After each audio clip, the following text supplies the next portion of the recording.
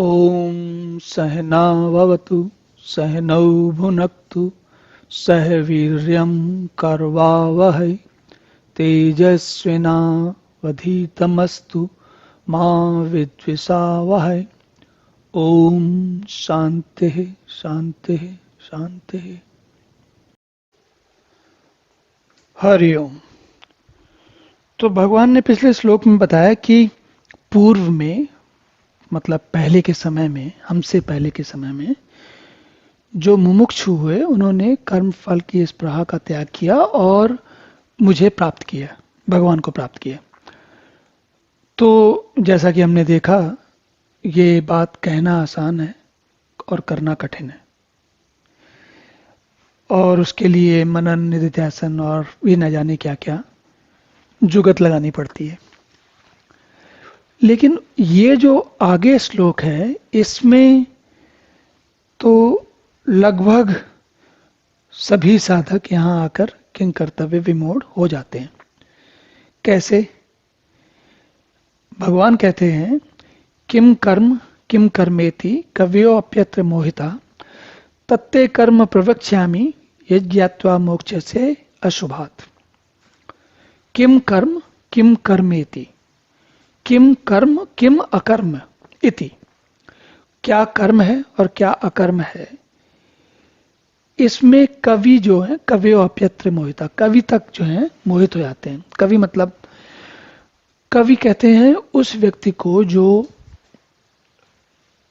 विशेष प्रश्न करता है।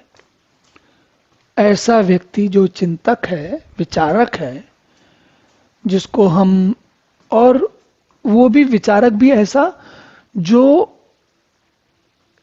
आप उसको अगर साधारण भाषा में समझ लीजिए तो जो इस प्रश्न पे, जो क्या कर्म है क्या अकर्म है, इस प्रश्न को ही ले लें तो कवि ही इसका इस प्रश्न को कर सकता है। हमार कोलोक्वियल, जो साधारण हमारी जो बोलचाल की भाषा है, उसमें हम कवि उसको कहते हैं जो कविता लिखता है, जो तुकबंदी मिलाता है। हालांकि उसमें भी कोई ना कोई विशेष प्रश्न उठाया जाता है, लेकिन उसमें शायद तुकबंदी, या अगर नई कविता है तो तुकबंदी नहीं, लेकिन राइम या तुकबंदी मिलाने का जोर ज्यादा होता है। और विषय भी होता है, ऐसी बात नहीं। साधारण कोई भी कवि कोई ना कोई ऐसा विषय जरूर लेके आता है जो कि मन को छूता है। लेकिन असल में उपनिषदों में या गीता में जिसे कवि कहा गया है, वह उस व्यक्ति को कवि कहते हैं जो कि तत्व ज्ञान का प्रश्न उठाता है। वो मानसिक संभावनाओं, मनोभावनाओं, किसको क्या अच्छा लगा, देश के लिए क्या किया, समाज के लिए क्या किया, व्यक्ति के लिए आपस में क्या किया, इन प्रश्नों को नहीं उठाता। वह तो इस प्रश्न को उठाता है कि परमात्मा क्या है और इस जीवन का असली स्वरूप क्या है। इस तरीके के जो प्रश्न उठाता है उसे कहते हैं कवि। अब भगवान ये कह रहे हैं कि कवि भी इसमें मोहित हो जाते हैं।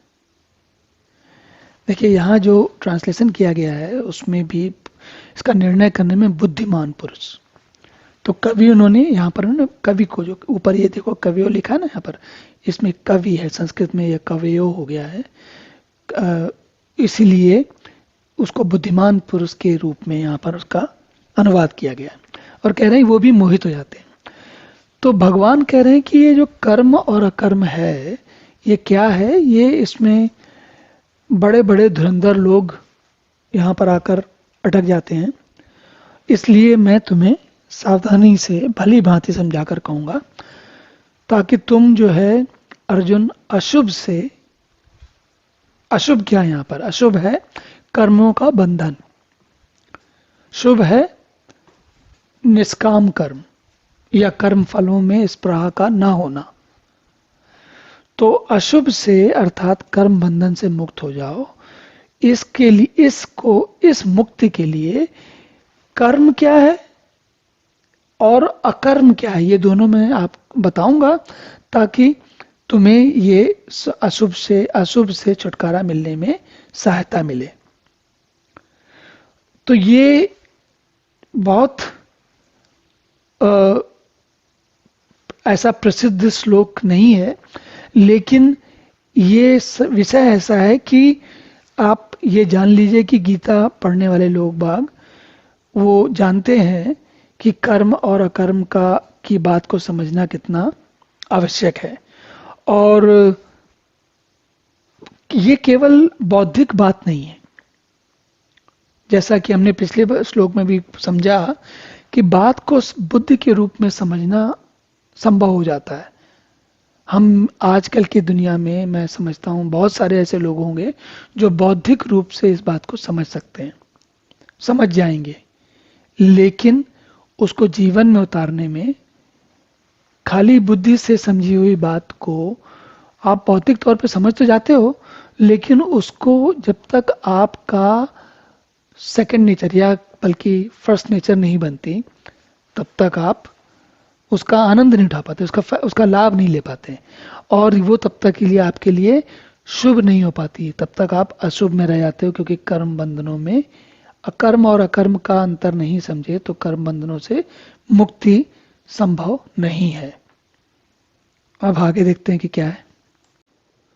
ओम पूर्णमदः पूर्णमिदं पूर्णात् पूर्णमुदच्यते पूर्णस्य पूर्णमादाय पूर्णमेवावशिष्यते।